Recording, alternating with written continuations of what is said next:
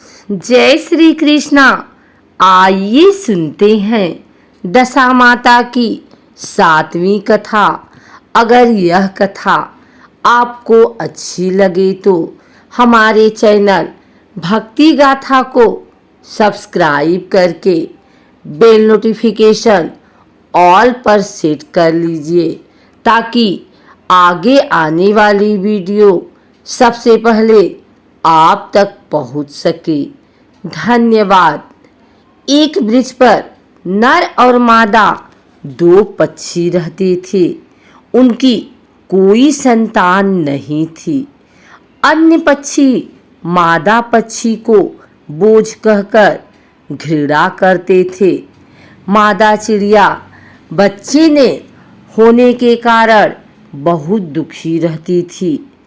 एक दिन वह अपनी स्थिति पर विचार करती हुई अकेली नदी पर पानी पीने गई। वहाँ पर स्त्रियां दशा माता का डोरा ले रही थी। उनका एक डोरा बच गया था। उन्हें कोई उच्च वर्ग की स्त्री नहीं दिखाई दी जिसे वह डोरा दे देती। उन्होंने सोचा कि इस चिड़िया के गले में इस डोरे को बांध देते हैं। यह यहाँ रोज आकर कथा सुन लिया करेगी। इसे पूजन की विधि बता देंगे तो यह भी पूजन के दिन पूजा कर लेगी।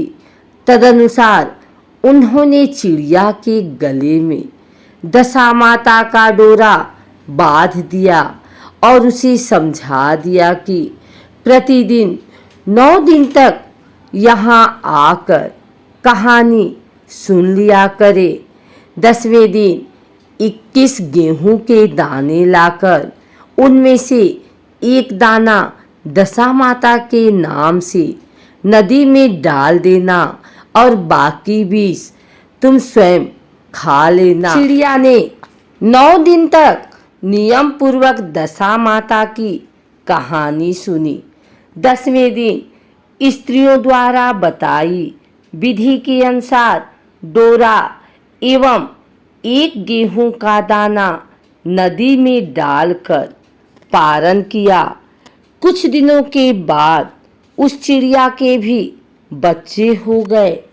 अन्य चिड़ियों को बड़ा आश्चर्य हुआ कि इसे तो बच्चे होते ही नहीं थे, अब बच्चे कैसे होने लगे। वह चिड़िया बोली, जब मुझे बच्चे नहीं होते थे तो सब मुझे बाज कहकर दुत्कारती थी। अब मुझे दशा माता की कृपा से बच्चे होने लगे हैं। चिड़ियों के पूछने पर उसने दशा माता का डोरा लेने का सारा हाल कह सुनाया और पूजा की विधि का भी वर्णन सुना दिया।